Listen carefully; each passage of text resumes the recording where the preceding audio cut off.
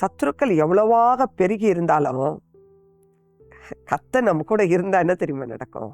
ஜெயம் உண்டாகும். நான் எப்பொழுதும் ஒரு காரியத்தை சொல்வது உண்டு. நமக்கு போராட்டம் பிரச்சனை நிறையா வரும். நமக்கு ஆண்டவர் சொல்லி கொடுத்த வார்த்தை என்ன தெரியுமா? இயேசுவின் ரத்தத்தினாலும் ஏசாப்பாடைய வசனத்தினாலும் நம்ம பரிசுத்தமாக வாழும்போது கட்டாயம் சத்துருவை ஜெயிச்சர். பிசாசின் கிரியைகள் ஜெயிக்க முடியும். அவ்வளோ வல்லமை ஏசாப்பாடைய நாமத்தில் இருக்கு, ஏசாப்பாடைய ரத்தத்தில் இருக்கு.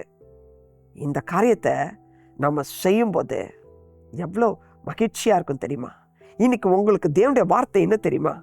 சங்கீதம் 41:11, என் சத்துரு என் மேல் ஜெயம் கொள்ளாததினால் நீர் என் மேல் பிரியமாய் இருக்கிறீர் என்று அறிவேன்.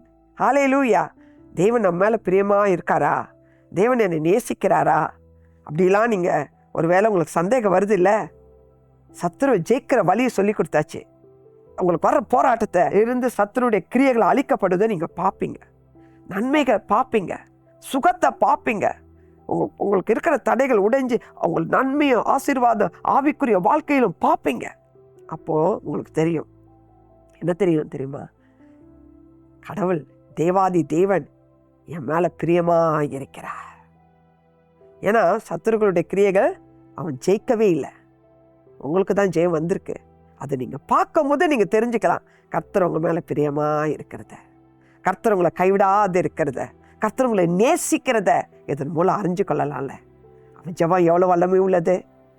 இந்த ஜெபம் செய்ய கிருபை கேளுங்க. இந்த வல்லமையை கேட்டு பெற்றுக்கொள்ளுங்க. இந்த காலை வேளையில் ஜெபிச்சுட்டு போங்க.